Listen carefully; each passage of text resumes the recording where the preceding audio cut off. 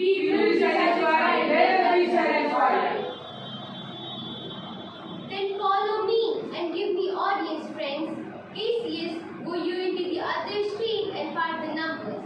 Those that will hear me speak, let them stay here. Those that will follow Cassius, go with him. And public reasons shall be rendered of Caesar's death. I will hear Buddha speak. I will hear Cassius and compare their reason. Shall hear them rendered.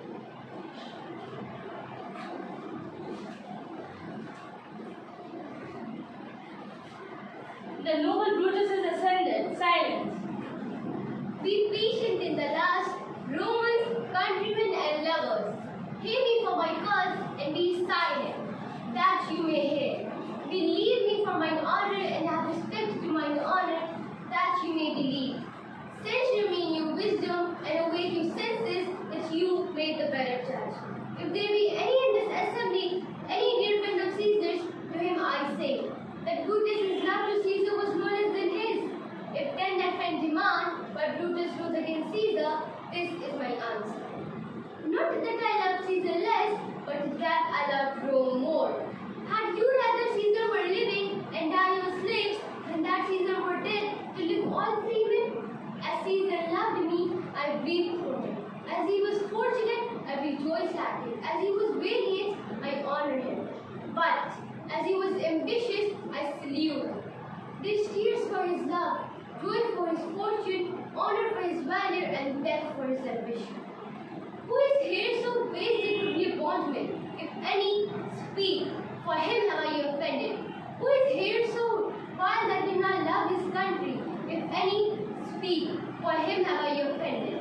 Who is here so rude that would not be a Roman? If any, speak, for him have I offended. I pause for a reply. None, Brutus, none. Then none have I offended. I have done no more to Caesar than you shall do to Brutus. The question of his death is ignored in the capital, his glory not extenuated, wherein he was worthy, nor his offences enforced, for which he suffered death. Here comes his body, mourned by Mark Antony, who though he had to handle his death, shall receive the benefit of his dying, a place in the common wealth, as which we shall not. With this I depart, that as I slew my best lover for the good of Rome, I have the same dagger for myself when it comes to shall please my country to meet my death. Live, Brutus, live! Live, Brutus, live! Bring him with triumph home and to his house. Give him a title with Caesar. Let him be Caesar. My countryman. Peace, silence, Brutus speaks. Peace, hope. Good countrymen, let me depart alone, and, for my sake, stay here with Antony. Do grace to Caesar's hopes, and grace is a speech tending to Caesar's glories, which Mark Antony, by our permission, is allowed to make. I do entreat you, let a man depart, save I alone, till Antony have spoke. Please go, let us hear what Antony can say. We will hear you, Mark Antony. No, Antony, please go up. For Brutus' sake, I am beholding to you.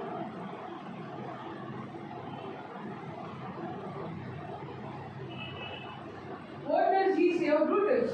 He says for Brutus' sake, he finds himself beholding to us all. It was best we speak no harm of Brutus here. Please, let us hear what You gentle Romans, Please go, let us hear him. friends, Romans, countrymen, lend me your ears. I come to bury Caesar, not to praise him. The evil that men do lives after them, the good is oft interred with the bones. So let it be with Caesar. The noble Brutus had told you Caesar was ambitious. If it were so, it was a grievous fault, and grievously had Caesar answered it.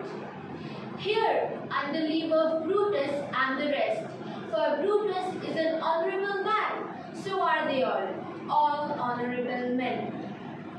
Come I to speak in Caesar's funeral. He was my friend, faithful and just to me, but Brutus says he was ambitious, and Brutus is an honorable man. He had brought many captives home to Rome.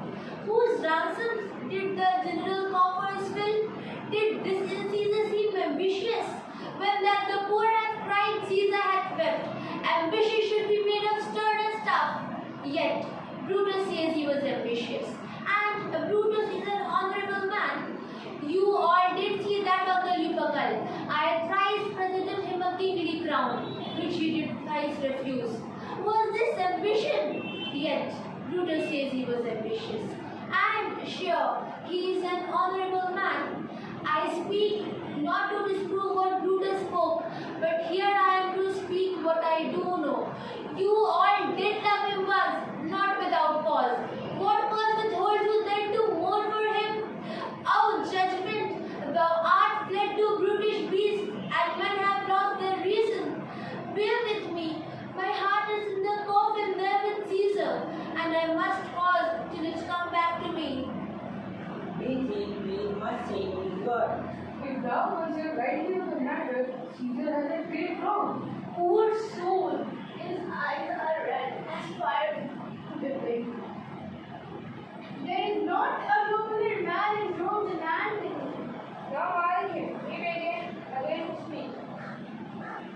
But yesterday the word of Caesar might have stood against the world. Now lies he there, and none so poor to do him reverence.